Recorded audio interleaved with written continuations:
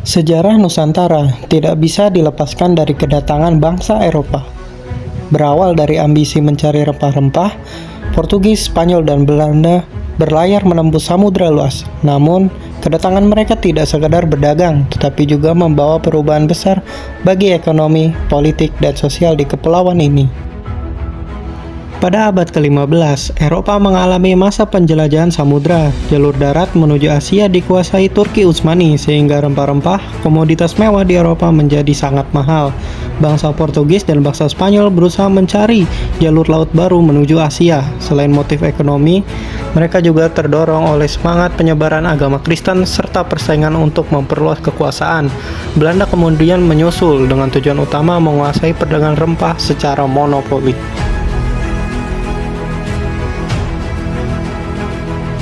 Portugis menjadi bangsa Eropa pertama yang tiba di Nusantara setelah menaklukkan Malaka pada 1511 dan kemudian menuju Maluku untuk menguasai perdagangan cengkeh. Spanyol berlayar dari arah Pasifik dan sempat bersaing dengan Portugis di Maluku sebelum akhirnya diatur oleh Perjanjian Tordesia.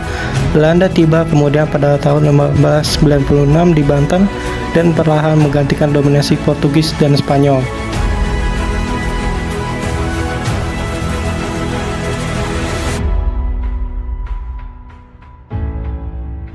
Kedatangan bangsa Eropa membawa dampak besar di bidang ekonomi. Terjadi perubahan drastis, rempah-rempah Nusantara dimonopoli, sementara rakyat kecil sering dipaksa menjual dengan harga murah. Di bidang politik, kerajaan lokal terpecah karena bangsa Eropa kerap memanfaatkan politik adu domba. Di bidang sosial, penyebaran agama Kristen mulai terjadi, bersamaan dengan masuknya teknologi baru seperti persenjataan api dan kapal modern. Dampak-dampak awal ini kemudian membuka jalan bagi kolonialisme yang berlangsung ratusan tahun di Nusantara.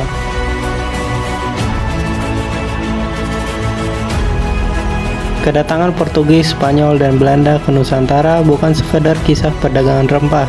Ia adalah titik awal transformasi besar yang mengubah wajah Nusantara dari sistem ekonomi tradisional menuju pusaran kolonialisme global. Pemahaman sejarah ini mengajarkan kita betapa strategisnya posisi Nusantara dalam jalur perdagangan dunia.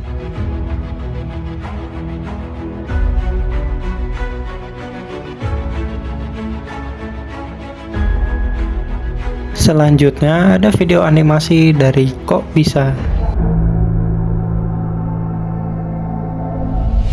Tiap kali kita dengar kata penjajah, yang ada di bayangan kita pasti sosok berkulit putih, berhidung mancung, dan berkumis tebal. Ya, itu karena 5 dari 6 diantaranya berasal dari benua Eropa.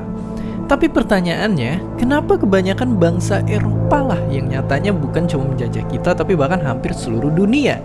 Dan kenapa bukan kita yang menjajah? Oke, kita mulai jawabannya dengan mundur lebih dari 500 tahun ke belakang.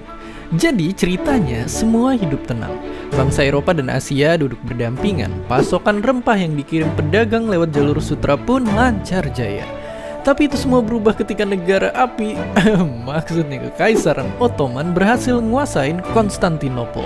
Akibatnya, jalur perdagangan ditutup dan bikin Portugis, Belanda, dan kawan-kawan Eropanya pun gelagapan karena kehilangan pasokan rempah-rempah yang mereka cintai. Dan karena nggak bisa hidup tanpa rempah-rempah, mereka pun mulai nyebar mencari di mana benda setara emas itu berada. Era kolonialisme dimulai, dan sisanya adalah sejarah. Tapi itu nggak menjawab pertanyaan. Kenapa bangsa Eropa? Kenapa bukan bangsa lainnya? Dan bukan cuma ngejajah Nusantara, tapi mereka juga pernah nguasain hampir satu dunia. Lihat aja dari ratusan negara di dunia, cuma ada 5 negara yang gak pernah didudukin, dikuasain atau dipengaruhin sama orang benua biru. Gila banget. Nah, kalau disimpulin, ternyata dari banyak faktor lainnya bisa dibilang ada satu dugaan penyebab besarnya, yaitu adalah faktor geografis. Ya, menurut orang ini, dataran Eropa bisa dibilang jadi tanah yang beruntung berkat sumber pertanian dan peternakan yang melimpah, yang bikin mereka beralih dari zaman berburu dan meramu menjadi bercocok tanam dan beternak. Nggak cuma itu, di Eropa tekanan kompetisi politik di sana itu kuat banget. Eropa selalu penuh dengan persaingan-persaingan sengit kerajaan dan penguasa. Itu yang bikin teknologi persenjataan berkembang lebih pesat hingga akhirnya mendominasi dengan mesiu. Dari sana juga mereka bisa berlayar ribuan kilometer jauhnya ke berbagai penjuru dunia untuk berdagang lalu menguasai peradaban lainnya. Oke, kalau disimpulin gak kayak Indonesia yang relatif lebih adem ayem, kondisi geografis dan kompetisi politik orang Eropa bikin mereka berkembang, menjelajah, dan pada akhirnya menjajah. Sekarang, nguasain wilayah negara lain memang udah gak zaman, tapi yang jelas meski udah bukan zaman kolonial, berjuang itu mesti tetap dilakuin agar kita gak jadi bangsa yang tertinggal. Agar kita bisa jadi pahlawan untuk bangsa sendiri. Selamat Hari Pahlawan. Dan seperti biasa, terima kasih. Terima kasih udah nonton Kok Bisa?